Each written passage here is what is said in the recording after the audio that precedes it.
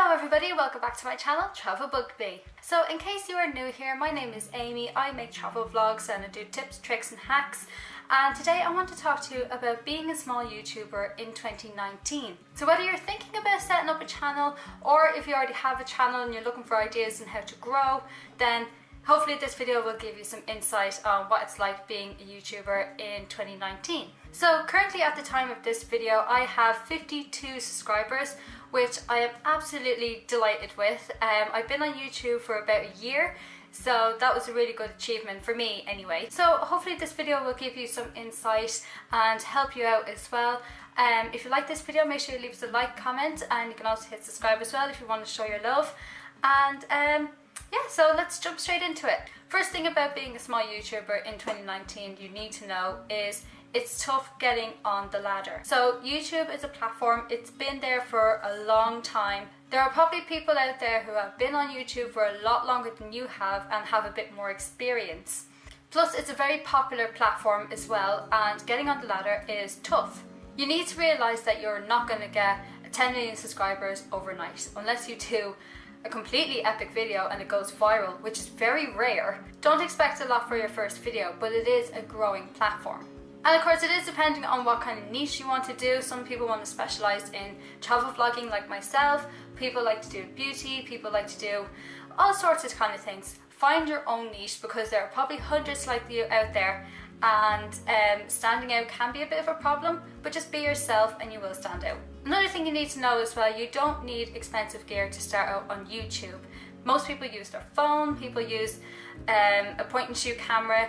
Currently I'm filming on a Nikon B500, which is a bridge camera, so it's not the highest quality camera you can buy, but it does the job all the same. Same goes for editing software and other kind of accessories you might need.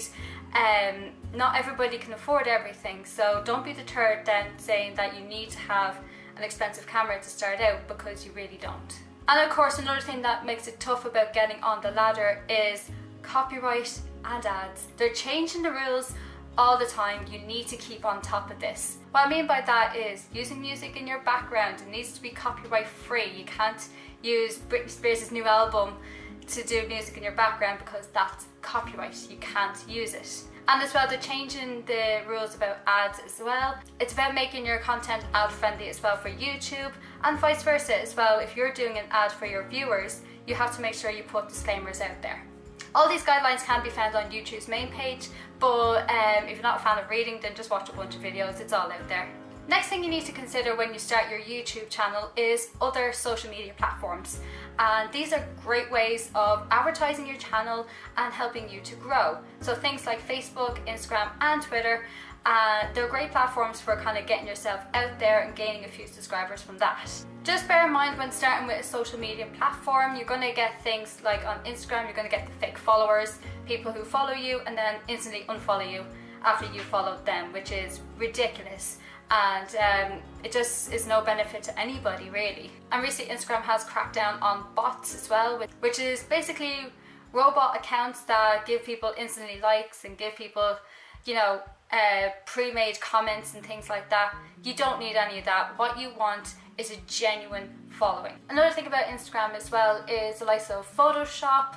I don't agree with Photoshop. I think especially with travel, kind of people need to be posting more realistic things about travel and show things like the Eiffel Tower as it is, instead of adding a ton of stuff to it that doesn't need to be there. I've seen so many travel pictures and they're gorgeous and they're brilliant, but it's photoshopped and then it just becomes fake, and then people go to this place because you posted about it and it's not what they expected on Instagram. Main thing you need to focus about any social media platform, whether it's YouTube, Facebook, Instagram, Twitter, is don't focus too much on numbers. So don't focus too much on how many views you have or how many followers you have. Your channel is growing. Let it grow at its own pace. And of course the last and key point about starting a YouTube channel in 2019 is content. That is the prime thing that makes your YouTube channel what it is your content. Give yourself the time and practice to grow your channel, and that's one of the things I love about YouTube channels. I usually go to their very first video to see how much different they are then than the one I'm watching today. Your first video is going to look a lot different than a video you make 2 years later.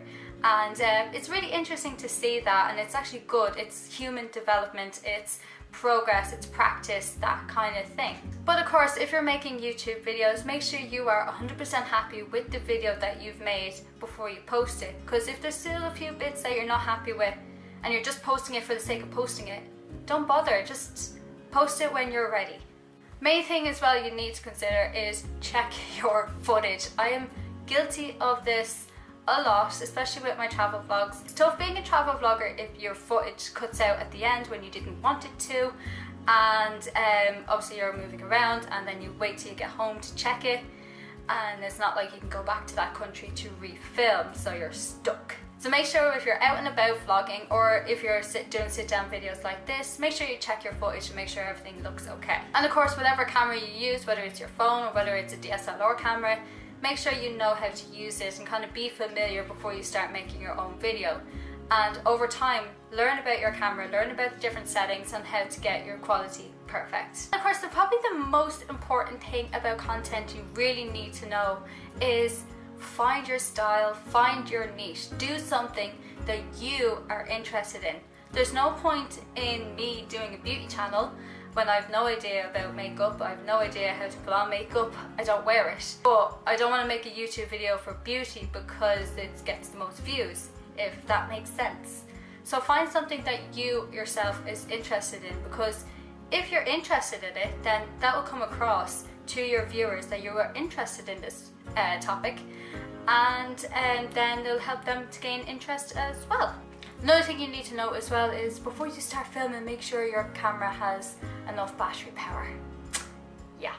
The most important thing you need to know about your YouTube channel, the most important tip I can give anybody, is be yourself. Don't change yourself for anybody else. This is in personal life and also YouTube life as well. Just be yourself. It does take a little while to learn about how to talk to the camera. It is weird at the start, and I still find it tough vlogging in public as well, but just be yourself, and that way your viewers will get to know you for who you are, which is one of the things a lot of returning subscribers come back for, is for you, because they like your personality. So I hope this video has given you some insight into what it's like being a small YouTuber in 2019. Hopefully it will give you some tips and inspiration as well for your own channel. So like I said earlier, show some love, leave us a like, comment, and also hit subscribe as well. Also, for comments, if you were going to post on my video, "Hi, like your channel, please subscribe to me as well," I'm sorry, don't be offended, I won't. Because it's just chainmail, which is actually a thing I should have said earlier. Avoid that, because it's just annoying. So if anyone down below is going to comment saying, "Hey, I like your channel, come visit mine," and whether you have videos or not, I've seen people do that and they have no videos, which is strange, then I'm sorry, you're not going to get a reply and you're not going to get a new subscriber. I'm sorry, it sounds mean, but I have to crack down on this. If you genuinely actually like this video and if you genuinely like my channel, then show some love, hit subscribe. You can also check me out on social media. I'm on Facebook, Instagram and Twitter. All the links are down below in the description.